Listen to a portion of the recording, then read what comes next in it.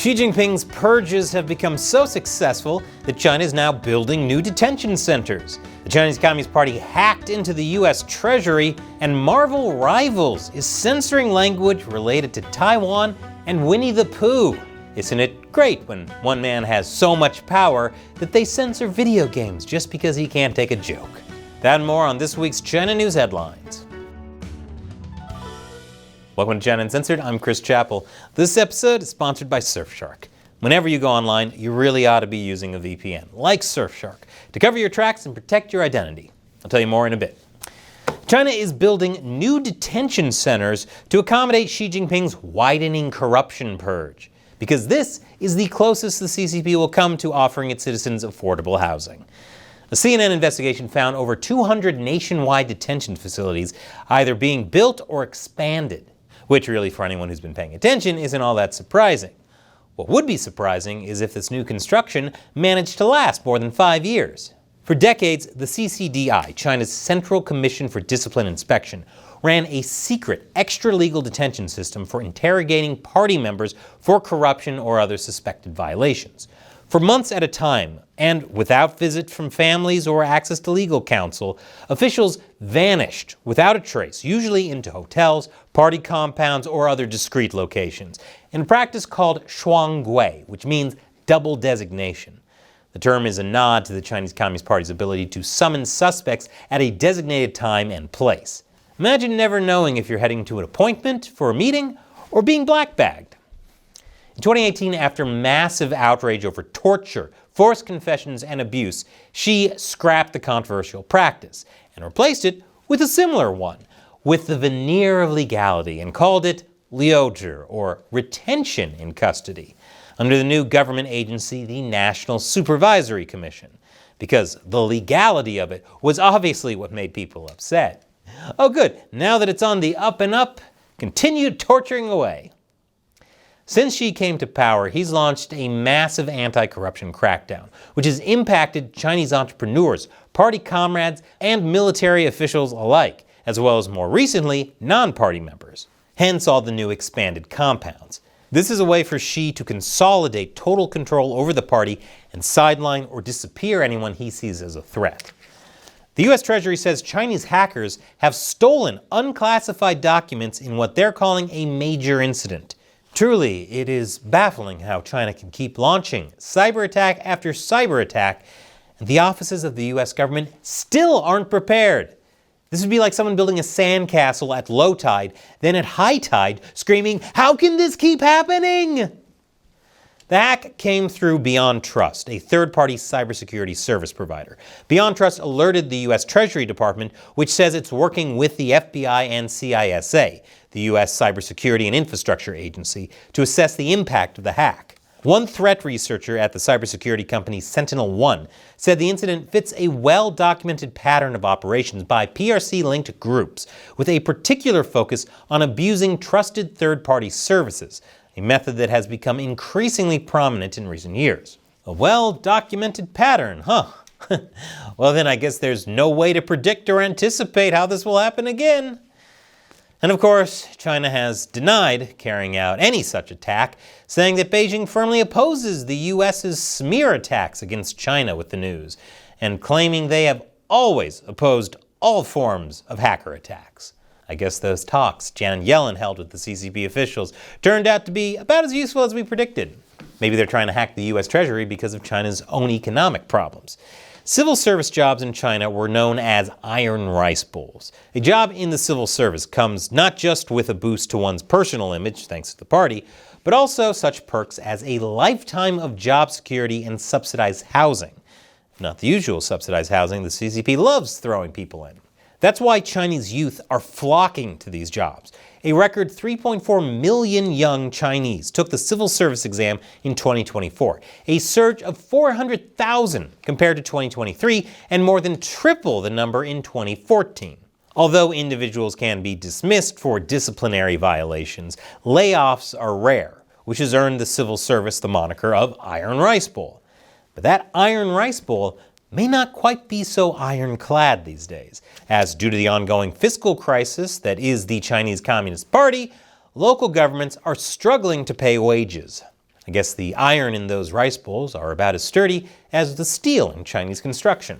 A Chinese court has handed down one schoolboy a life sentence for murder, triggering a debate over the treatment of juvenile offenders in China.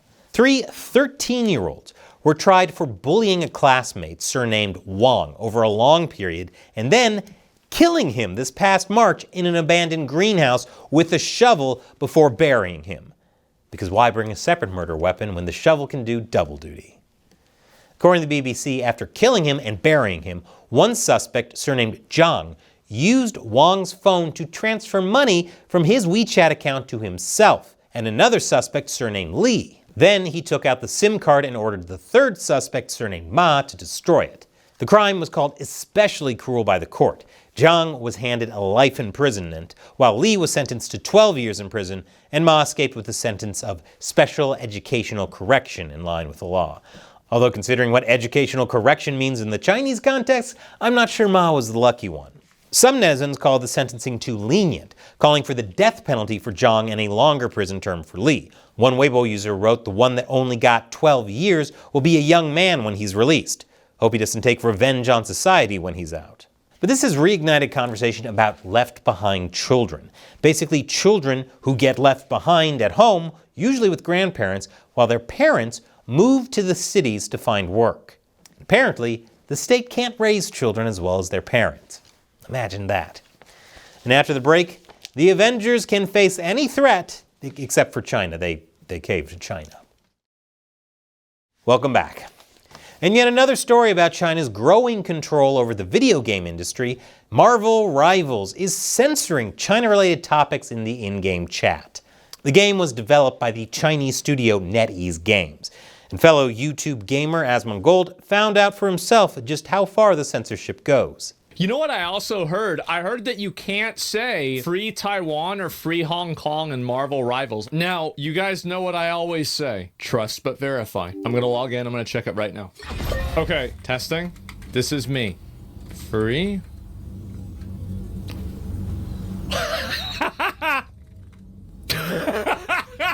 Taiwan sucks. Free Taiwan. It contains inappropriate language. Wow. Tiananmen Square Massacre. It didn't happen. Try Winnie the Pooh. This is crazy. Because Marvel and Winnie the Pooh are both owned by Disney. That's perfect organic corporate synergy they're just tossing away. And this isn't just any old political content that gets censored. Asmongold tried 9/11 was an inside job, and that was fine. Winnie the Pooh is not. I warned you all about Black Myth Wukong and China's growing control over the gaming industry, didn't I? But China isn't just trying to erase Taiwan in the world of gaming. China is sanctioning 7 companies and some of their executives over U.S. military assistance to Taiwan. This happened last Friday after another U.S. announcement of more military aid to the island. Any asset these companies and individuals may have in China will be frozen, although it's doubtful they have much in the country given the circumstances. The CCP will also prohibit organizations and individuals in the country from engaging with the sanctioned individuals or companies. Oh no, you mean businesses won't be able to engage with a country known for locking up businessmen for arbitrary reasons? What a terrible punishment. But China isn't done with the US just yet. A 9th telecoms firm has been hit by a massive Chinese espionage campaign, according to the White House. But that's probably just the 9th one that we know about. China naturally is denying involvement. But according to the Associated Press, officials believe the goal of the hackers was to identify who owned the phones and, if they were government targets of interest, spy on their texts and phone calls. Meanwhile, the FBI said most of the people targeted by the hackers are primarily involved in government or political activity. So for those of you watching, you're probably okay? Maybe? Deputy National Security Advisor Ann Newberg told reporters last Friday that this happened just weeks after the confirmation of 8 U.S. telecommunications agencies being hacked by a China-linked group called Salt Typhoon. Salt Typhoon, of course, sounds like an attack used by a Pokemon I collected when I was 13. Even the 2 presidential campaigns were impacted by the hacks earlier this year. Officials don't know how many Americans were affected by Salt Typhoon, but a large number were in the Washington, Virginia area. The Biden administration says it has released guidance to companies on how to hunt for Chinese culprits in their networks, and that it's planning on how to respond in the coming weeks. And, as you can probably tell from the last story, did you know that every time you go online, everything you do is potentially compromised? And that's why the people at Surfshark created a VPN that keeps your internet activity private and secure. If you're not taking active steps to protect yourself, everything you do is being tracked and logged by the websites you visit, your internet service provider, and often by your own government. Using a VPN makes you harder to track. Surfshark has servers you can connect to in over 100 countries. That's more than any other VPN. That includes a server in the British Virgin Islands, where the law allows companies to not log user data. In fact, PC Mag rated Surfshark Editor's Choice for the best VPN for privacy and security. So check out Surfshark. With just one Surfshark account, you can connect as many devices as you want. It also comes with a 30-day money-back guarantee, so try out Surfshark risk-free.